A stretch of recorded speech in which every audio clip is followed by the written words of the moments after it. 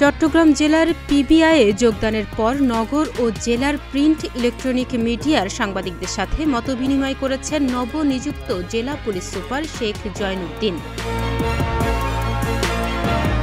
বুধবার সকালে মতবিনিময় সভায় শেখ জয়নুদ্দিন বৈষম্য বিরোধী আন্দোলনে সহিংসতাকারীদের বিরুদ্ধে কঠোর ব্যবস্থা নেওয়ার হুঁশিয়ারি দিয়ে বলেন, পুলিশ হবে জনগণের, এই প্রত্যয়ে পুরোদমে কাজ করছে পিবিআই চট্টগ্রাম জেলা।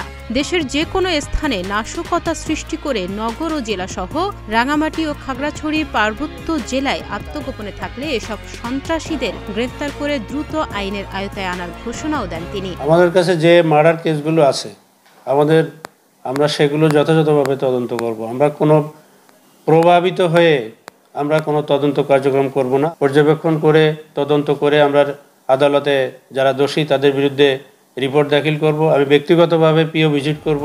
এছাড়া পুলিশ বিভাগের গুরুত্বপূর্ণ ও চাঞ্চল্যকর হত্যা মামলা সহ নানা জটিল মামলা তদন্তের মাধ্যমে নিষ্পত্তির কথাও জানান নবনিযুক্ত জেলা পুলিশ সুপার। এক্ষেত্রে নগর ও জেলার সাধারণ মানুষ ও গণমাধ্যমে কর্মরত সাংবাদিকদের তথ্য প্রদানের মাধ্যমে সহযোগিতা করার আহ্বানও জানান তিনি।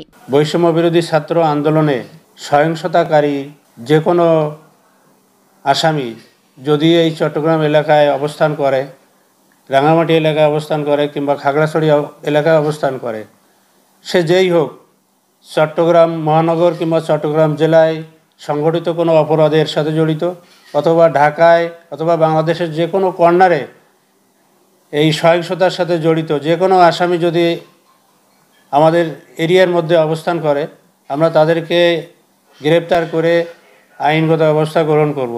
এ বিষয়ে আমি আমার অধস্তন অফিসারদের নির্দেশ দিয়েছি এবং এ বিষয়ে সর্বাত্মক সহযোগিতা করার জন্য আপনাদেরকে অনুরোধ জানাচ্ছি। এ কার্যালয়ে আমাদের বেতন পাবলিকের জনগণের সাধারণ ট্যাক্সের টাকা দিয়েই হয়। আপনারা সবসময় আসবেন, ইনফরমেশান দিবেন, সহযোগিতা করবেন। আমরা আপনাদের পাশে আছি, আপনারাও আমাদের পাশে থেকে সর্বাত্মক সহযোগিতা করবেন এই আশা করি।